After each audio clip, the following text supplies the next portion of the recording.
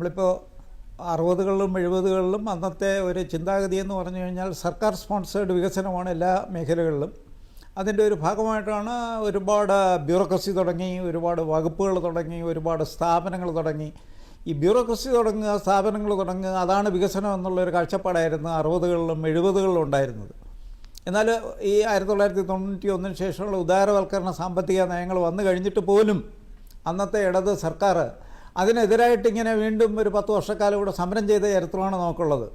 അപ്പോൾ ഇപ്പോൾ നമ്മൾ എത്തിയിരിക്കുന്ന ഒരു നിലയെന്ന് പറഞ്ഞാൽ ഈ സംസ്ഥാന സർക്കാർ തുടങ്ങിയിരിക്കുന്ന എസ്റ്റാബ്ലിഷ്മെൻറ്റുകൾ അത് ക്രിയേറ്റ് ചെയ്യുന്ന വലിയ ഒരു ബാധ്യത മൂലം സംസ്ഥാന സർക്കാരിൻ്റെ ധനസ്ഥിതി തന്നെ ഏതാണ്ട് തകർച്ചയിൽ നിൽക്കുന്നു.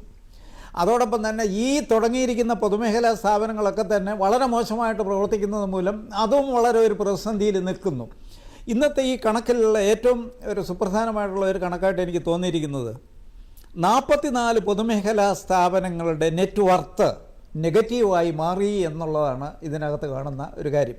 എന്ന് പറയുമ്പോൾ അതായത് അവരുടെ മൊത്തം അസറ്റ്സും അതോടൊപ്പം തന്നെ അവരുടെ ലയബിലിറ്റീസും എടുത്തു നോക്കിക്കഴിഞ്ഞാൽ ഈ നെറ്റ് വർത്ത് നെഗറ്റീവായിട്ട് മാറിക്കൊണ്ടിരിക്കുന്ന വളരെ മോശമായിട്ടുള്ള ഒരു ധനസ്ഥിതി ഈ സംസ്ഥാനത്തെ 44 പൊതുമേഖലാ സ്ഥാപനങ്ങൾ നിലനിൽക്കുന്നു എന്നുള്ളതാണ്. ഉദാഹരണം ഒന്നെടുക്കൂ, ട്രാവൻകൂർ ടൈറ്റാനിയം. അവിടുത്തെ അക്യൂമുലേറ്റഡ് ലോസ് എന്ന് പറയുന്നത് ഏതാണ്ട് 124 കോടി രൂപയാണ്.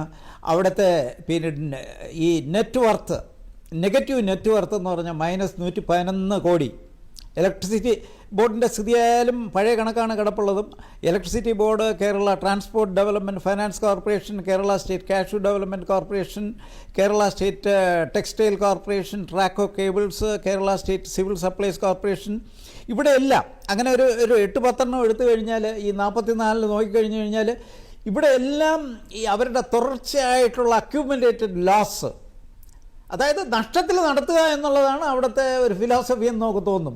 തുടർച്ചയായിട്ട് നഷ്ടത്തിൽ നടത്തി ഈ വന്നിരിക്കുന്ന നഷ്ടം അവരുടെ മൊത്തം അസറ്റ്സിനേക്കാളും വളരെ കൂടുതലായി അവരുടെ നെറ്റ് വർത്ത് നെഗറ്റീവായ സ്ഥിതിയിലേക്ക് മാറി. അതോടൊപ്പം തന്നെ ഇതിൻ്റെ മാനേജ്മെൻറ്റിനെ പറ്റി നോക്കിക്കഴിഞ്ഞ് കഴിഞ്ഞാൽ വളരെ ഇൻട്രസ്റ്റിംഗ് ആണ്. അതായത് ഈ 20 സ്ഥാപനങ്ങളിൽ സാധാരണ ഒരു വർഷം ഒരു 4 ബോർഡ് ഓഫ് ഡയറക്ടേഴ്സ് എങ്കിലും കൂടേണ്ടതാണ്. കൂടിയിട്ടില്ല. പലയിടത്തും ഒരു ബോർഡാണ്, ഒരു ബോർഡ് മീറ്റിങ്ങേ നടന്നിട്ടുള്ളൂ. എന്ന് പറയുമ്പോൾ ഒരു ബോർഡ് മീറ്റിങ്ങോ അല്ലെങ്കിൽ അതിൻ്റെ ഇത് മാനേജ് ചെയ്യാനായിട്ടുള്ള ഒരു എലിമെൻ്ററി ആയിട്ടുള്ള കാര്യം പോലും നടക്കുന്നില്ല എന്നാണ് ഇതിനകത്ത് കാണുന്നത്.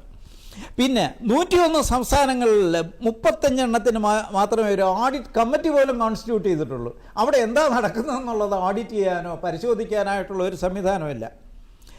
പിന്നെ വേറൊരു കാര്യം എന്ന് പറഞ്ഞു കഴിഞ്ഞാൽ ഈ 77 കമ്പനികളുടെ അക്യുമുലേറ്റഡ് ലോസ് ഇവിടെ ചൂണ്ടിക്കാണിച്ച പോലെ വളരെ കൂടിയിരിക്കുന്നു എന്നുള്ളതാണ്.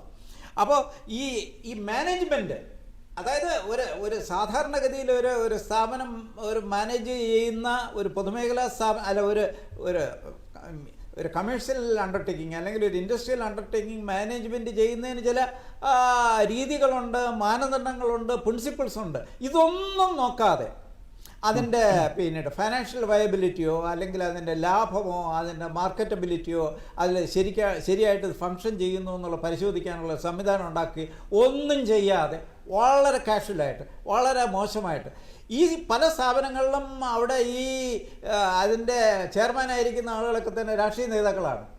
അത് ശരിക്ക് പ്രൊഫഷണലായിട്ടുള്ള ആളുകളോ അല്ലെങ്കിൽ ആ തരത്തിലുള്ള ബാക്ക്ഗ്രൗണ്ടുള്ള മാനേജേഴ്സോ അങ്ങനെ ഒരു സംവിധാനമൊന്നുമില്ല. നമ്മുടെ വേണ്ടപ്പെട്ട ആളുകളെ വയ്ക്കുന്നു, നമ്മുടെ ട്രേഡ് യൂണിയൻ താല്പര്യങ്ങൾ, നമ്മുടെ മറ്റ് താല്പര്യങ്ങൾ, നമ്മുടെ മറ്റ് പർച്ചേസ് താല്പര്യങ്ങൾ, ഇങ്ങനെ കാര്യങ്ങൾ നടന്നു പോകുന്ന വളരെ ഒരു കുത്തഴിഞ്ഞ വളരെ മോശമായിട്ടുള്ള ഒരു സ്ഥിതിയാണ് ഈ സ്ഥാപനങ്ങളിലൊക്കെ തന്നെ നിലനിൽക്കുന്നു എന്നുള്ളതാണ് ഈ CAG റിപ്പോർട്ട് പരിശോധിച്ച് നമുക്ക് കാണാൻ കഴിയുന്നത്.